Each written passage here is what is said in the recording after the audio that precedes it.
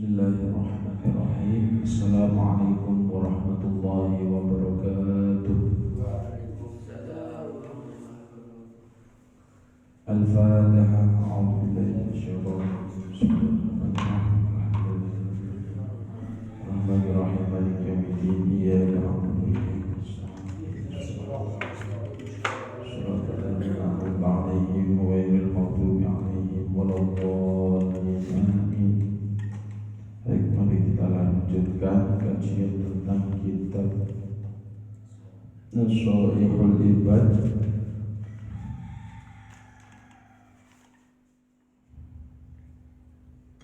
Kemarin kita sudah sampai pada makalah yang ke berapa?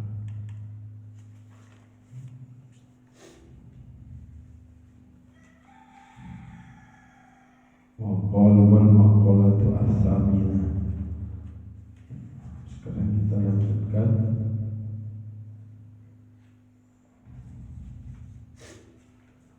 Bismillahirrahmanirrahim. Kita lanjutkan makalah selanjutnya. Wal maqalatu at-tasi'ah, halaman 58. Wal maqalatu at-tasi'atu. Qala Jibril alaihi salam, ya Muhammad, ish ma syi'ta fa innaka mayyit. Wahai Muhammad, ish ma syi'ta, uripo sira ma syi'ta sakarepe ira, fa innaka mayyitun, maka setuhune sira iku mayyitun, bakal mati. Jibril mengatakan, wahai Muhammad, hiduplah sekehendakmu karena kau akan mati. Lianna ukhiral hayyi, karena setuhune ukhiral akhire wong urip iku apa? Mayyitun, iku bakal mati. Jadi Jibril mengatakan bahwasanya hiduplah sekehendak kita, tapi kita harus ingat bahwasanya semua yang hidup itu di dunia ini akan mati.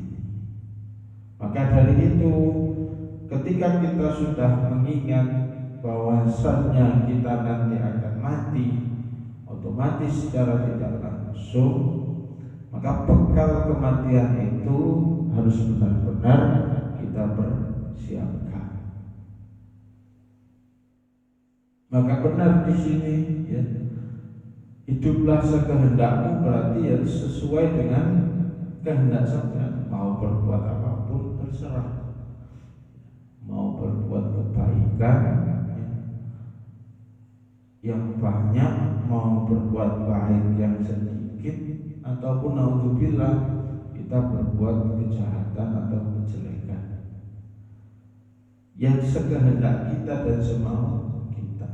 Kalau kemarin kita sudah membahas tentang bagaimana kita semua ini dibekali oleh Allah akal atau pikiran untuk memilah dan memilih yang baik dan yang buruk. Lah sekarang seperti ini juga Jibril mengatakan, Jibril alaihissalam mengatakan, ya, ini untuk umatnya Nabi Muhammad juga, hiduplah sekehendakmu, isakarmu, mau hidup model seperti apa? Apakah mau jadi orang Islam yang benar-benar Islam atau hanya Islam yang ber-KTP?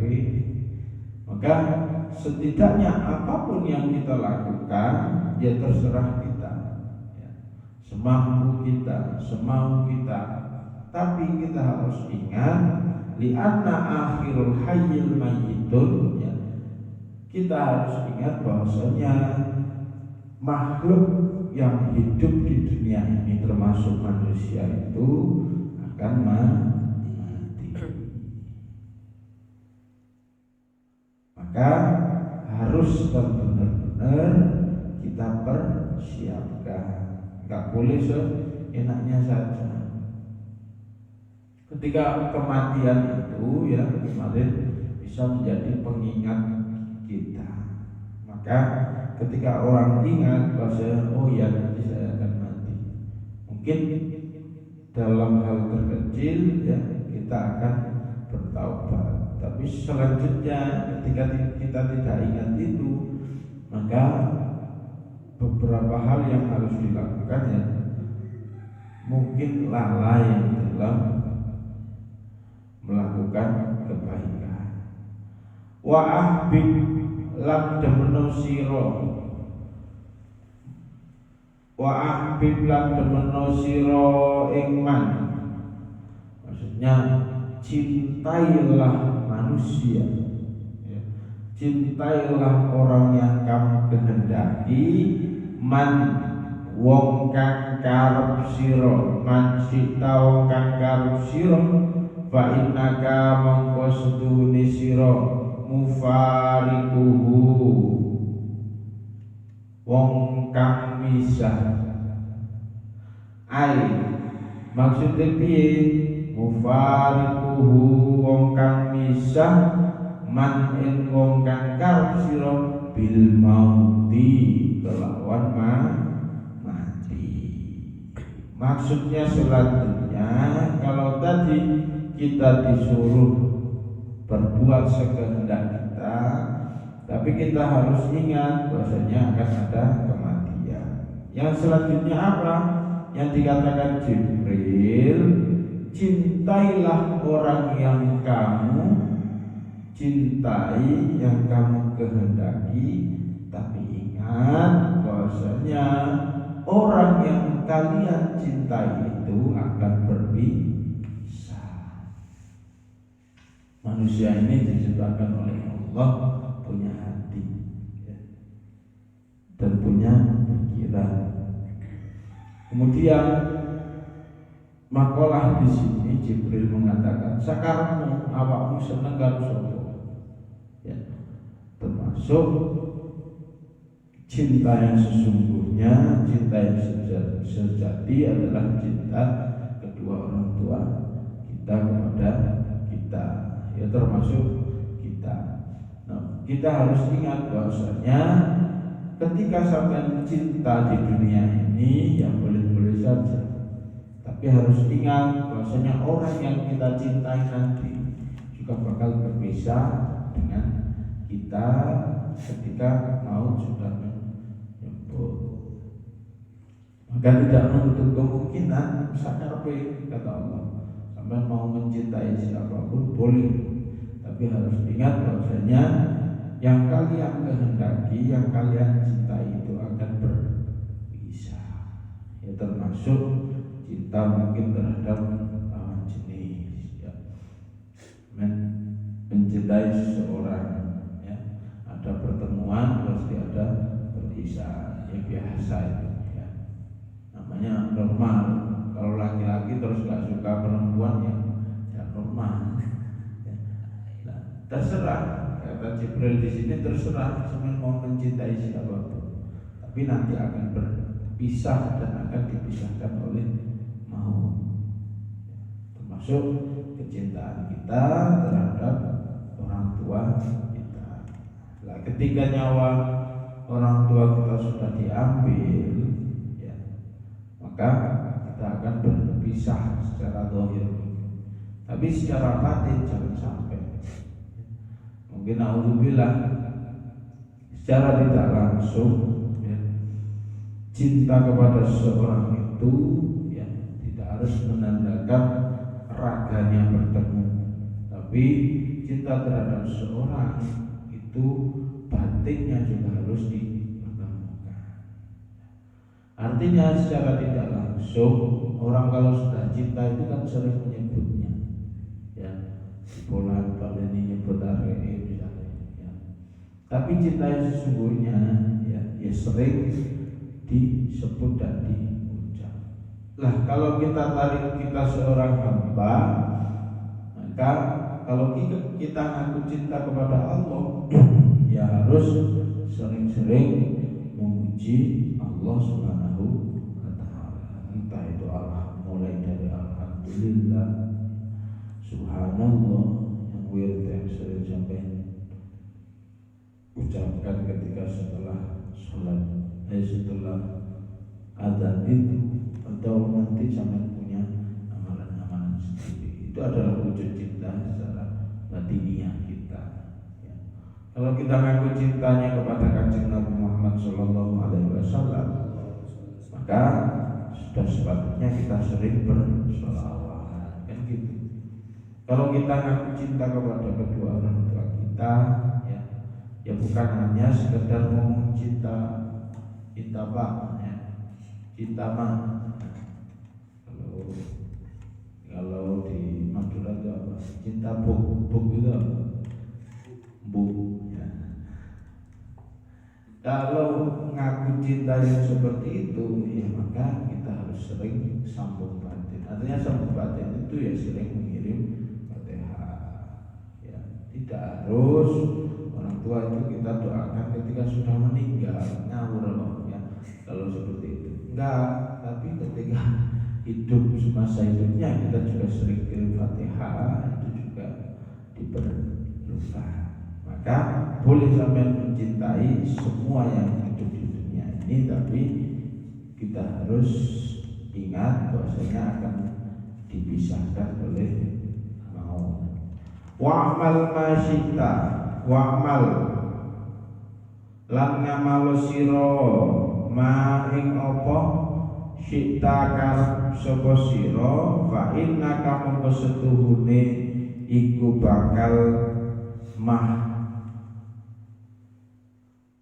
majziyu iku bakal den waras bihi kelawan ma li annal ibad, karena piro-piro kaula iku demen majziyuna wales kabeh bi a'malihim kelawan piro-piro amale ibad, in khairon lamun ono apa amale kaula, fa khairun moko apa istilahnya bagus, wa in syarron moko wales amal iku bagus, lan lamun ala moko fasyarrun moko diwales Allah.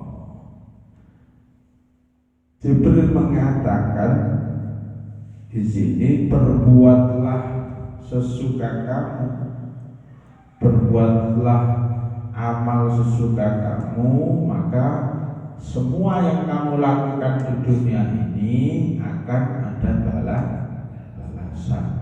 Nah, wis harus iring. Jadi apapun yang kita lakukan di dunia ini tercatat oleh Allah dan akan dibalas oleh Allah Subhanahu wa ta'ala. La in khairun fa khairun.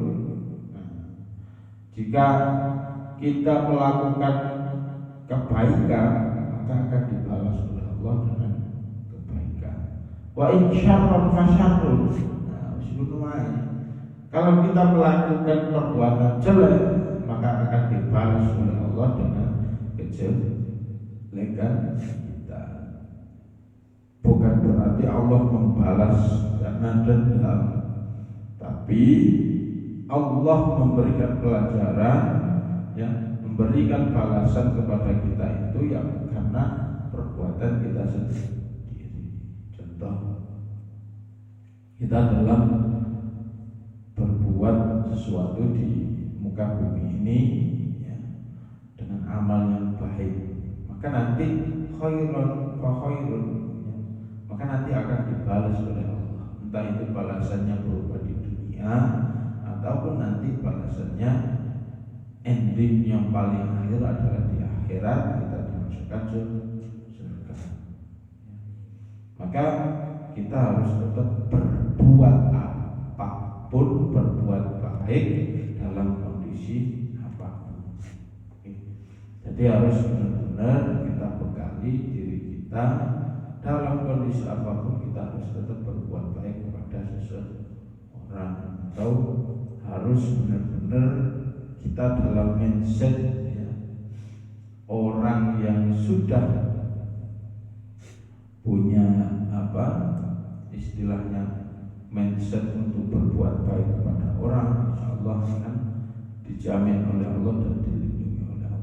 Fa insyaallah fasyarun, kalau orang sudah mempunyai sifat jelek ya, maka akan dibalas oleh Allah dengan kejelekan, entah itu balasan di dunia. Percaya apa tidak, bahwasanya mungkin contoh hal yang terkecil, kita berbuat baik kepada orang lain ya, maka secara tidak langsung orang lain juga akan berbuat kepada kebaikan terhadap kita. Lah, kalau kita mikirnya ya, ini kisah salah satu sahabat Nabi pernah dalam satu majelis itu dikatakan ya, ketika Rasulullah membuka salah satu majelis, misalkan kayak sekarang ini ngaji pada subuh ya, dikisahkan singkat ceritanya itu Rasulullah langsung berucap, sebentar lagi akan datang seorang ahli surga. Para istilahnya para sahabat ini bingung siapa kira-kira orang yang ahli surga. Apakah orang yang benar-benar dia itu sholat terus, apakah benar-benar dia itu orang yang ganteng tinggi ya. Nah, ternyata suatu ketika orang yang dicap oleh Rasulullah itu benar-benar datang kepada suatu majelis. Ini loh orang yang ahli surga. Para sahabat itu berekspektasi yang melamun bahasanya, oh orang yang datang itu orang surbanan ya. Oh sing teko iku ahli surga itu wong sing kaya Faiz misal, rajin adzan, rajin sama misalnya ya. Ternyata yang datang itu hanya orang yang biasa, orang biasa memakai baju biasa. Nah, seketika ada orang yang sahabat itu bertanya kepada Rasulullah, apakah ini benar orang yang ahli surga yang dengan ceritakan Rasulullah? Iya. Sampai sahabat kipu, kemudian dibuntuti. Kira-kira orang itu melakukan apa sehingga tidak pernah dalam Rasulullah sampai mengucap dia itu seorang atau ahli surga. Dibuntuti oleh Rasulullah SAW. Terus sampai di rumahnya, sahabat itu bertanya, ya, saya ingin menginap di rumahmu. Ternyata seketika itu sahabat menginap di rumahnya untuk beberapa hari. Hari pertama dilihat, oh dia itu tidak pernah sholat 5 waktu, setelah itu wirid sebentar, terus beraktivitas kembali. Hari kedua pun juga seperti itu, waktunya sholat, waktunya ngaji. Tidak beranggapan bahwasanya dia itu sholat semalam suntuk membuat. Wah itu tuh. Bahkan sahabat mengatakan kalau seperti ini masih lebih baik ibadah saya ketimbang dia. Tapi kok kenapa dia yang dicap oleh Rasulullah sudah mendapatkan label predikat masuk surga. Hari ketiga setelah maklum mungkin yang dalam hatinya tanya, apa yang membuat kamu, amalan apa yang kamu lakukan? Ternyata amalan yang dilakukan itu semua bisa melakukan amalan ini. Dijawab oleh saya tidak punya amalan apapun kecuali satu. Ketika bangun tidur, saya tidak pernah punya niatan saya niat setiap hari harus melakukan satu kebaikan untuk orang lain. Ketika kita ambil dari kisah tersebut, ya, maka apa istilahnya di sini, in khairon fa khairun. Kalau orang itu berbuat baik maka akan dibalas dengan kebaikan. Dan jangan sampai kita punya bangun tidur kok sudah berekspektasi misalkan ingin berbuat jelek kepada orang lain. Misalnya mangkal sama tetangga, nantinya kalau sudah punya tetangga, ya, lah kok bangun tidur itu kita sudah punya niatan jelek, maka nanti akan dibalas oleh Allah dengan kejelekan. Hati-hati, ya. Ini adalah penyakit hati, ya. Apa susahnya sih punya niatan untuk berbuat baik kepada orang lain? Kalau punya sifat jelek terus karena unsur iri, apalagi seperti itu, nah, hati-hati. Wal maqalatu al-ashiratu qala Nabi sallallahu alaihi wasallam, salasatu nafar yudhilluhumullahu tahta dhil arsyihi yauma la dhilla illa dhilluh. 3 golongan orang yang akan bisa dinaungi oleh Allah pada hari kiamat. Nah, kira-kira sapa iki sing bakal dinaungi, ditolong oleh Allah ketika hari kiamat? Kira-kira masuk gak kepada ciri-ciri kita? Al-mutawaddi'u suwijine wong kang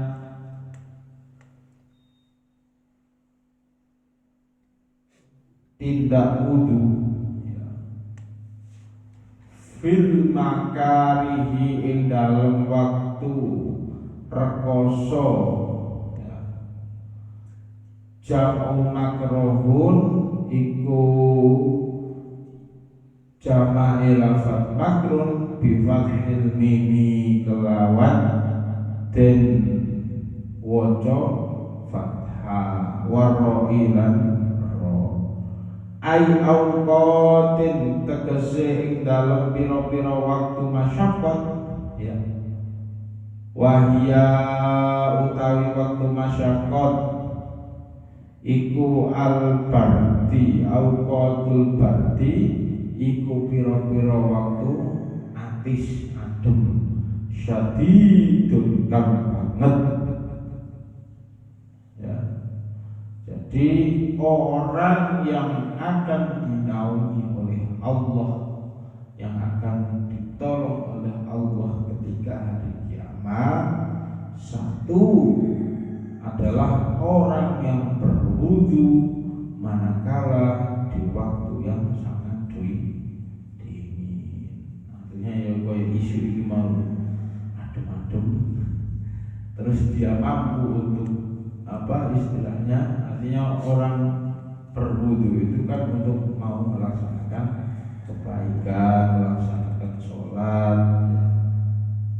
Jadi istilahnya di sini, dia mampu untuk melawan hawa nafsunya, dia mampu untuk melakukan kebaikan, dia mampu untuk berwudu dan untuk beribadah kepada Allah Subhanahu wa ta'ala. Maka orang yang berwudu di kala waktu yang masyaqqat, ya, yang mungkin ketika di cuaca yang dingin, dia mampu untuk memberanikan diri berwudu dan sholat.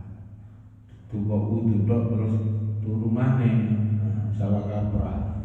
Artinya di sini, ya, wudu terus dilanjut dengan ibadah kepada Allah. Itulah orang yang bakal mendapatkan naungan oleh Allah Subhanahu wa ta'ala. Maka jangan salah, ya, kalau Gus menyuruh sampean untuk mandi, ya biar semangat untuk beribadah. Sultan sudah mandi,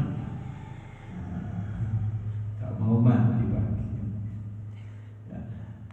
dingin. Tapi ini bakal mendapatkan naungan dari Allah nanti ketika di yaumil kiamat. Kakak demen tuh ya, gak kepanasan teman di kiamat. Kemudian wal masyi ilal masjidi fidulmi, melaku ilal masjidi marang piro-piro masjid fidulmi ing dalam piro-piro peteng li ajli sholat krono arah sholat ma'al jamaah ing dalam sertane jamaah. Lah orang yang kedua yang mendapatkan naungan dari Allah itu ciri-cirinya adalah orang yang berangkat ke masjid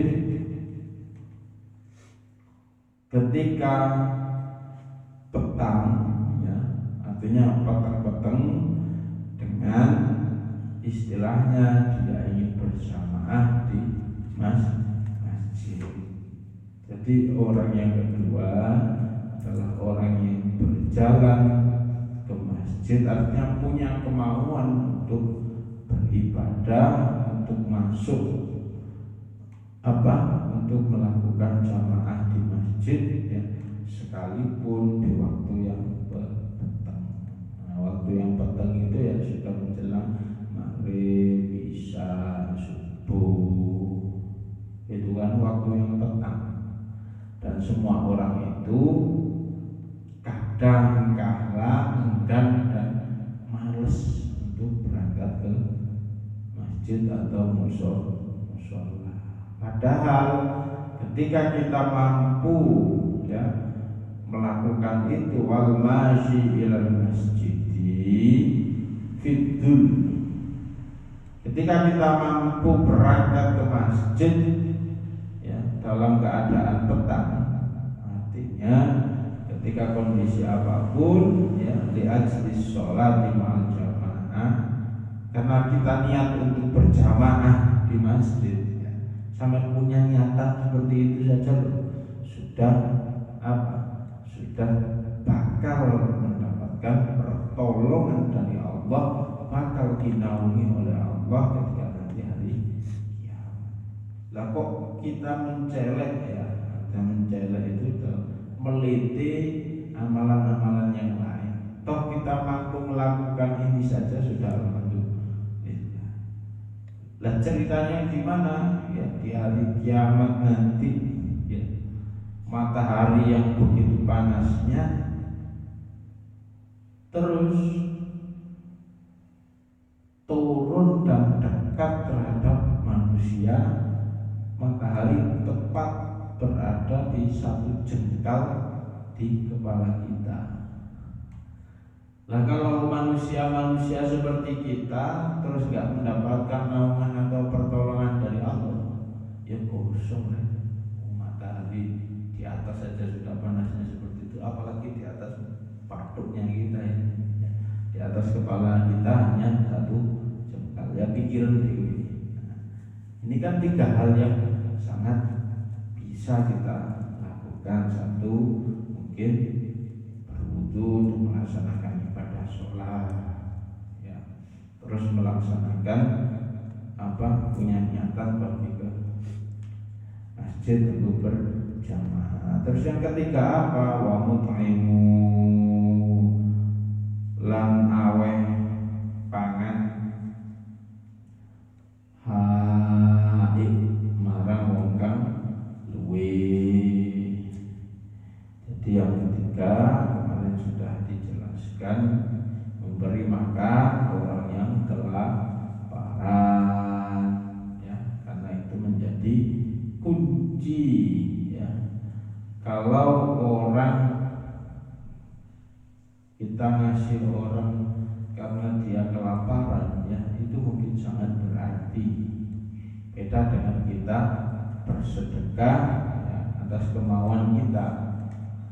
Mungkin atas kemampuan kita bisa jadi orang itu butuh tapi tidak butuh-butuh banget. Nah, kalau orang sudah kelaparan ini, mau tidak mau kita harus menolongnya, mati kan. Nah, termasuk kalau kita tarik dalam hal yang lain, kita kiaskan bahwasanya kita hidup di dunia ini, manakala ada orang yang membutuhkan pertolongan kita, ya, artinya lewat lantaran kita, ya, tetap yang menolong adalah Allah, tapi lewat perantara kita ya harus kita tolong. Tidak harus orang yang kelaparan, ya. Termasuk mungkin orang yang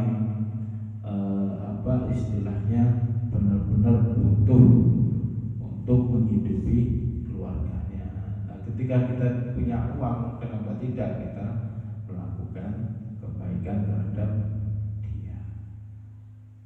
Wal maqalatu al-hadiyah asyar, wallahu a'lam bishawab. Semoga bermanfaat. Kita lanjutkan pada kajian di minggu depan. Rabbana anfa'na bima 'allamtana, Rabbi 'allimna bi yanfa'una, Rabbi faqihna wa faqihana wa qarabati lana fi dinina. Rabbana anfa'na bima 'allamtana, Rabbi 'allimna bi yanfa'una, Rabbi faqihna wa faqihana wa qarabati dinina. Rabbana anfa'na bima 'allamtana, Rabbi 'allimna alladhi yanfa'una, Rabbi faqihna wa faqihna wa qarabati lana fi dinina. Subhanakallahumma bihamdika asyhadu an la ilaha illa anta astaghfiruka wa atubu ilaik. Syukran. Wassalamualaikum warahmatullahi wabarakatuh. Allahumma shalli ala sayyidina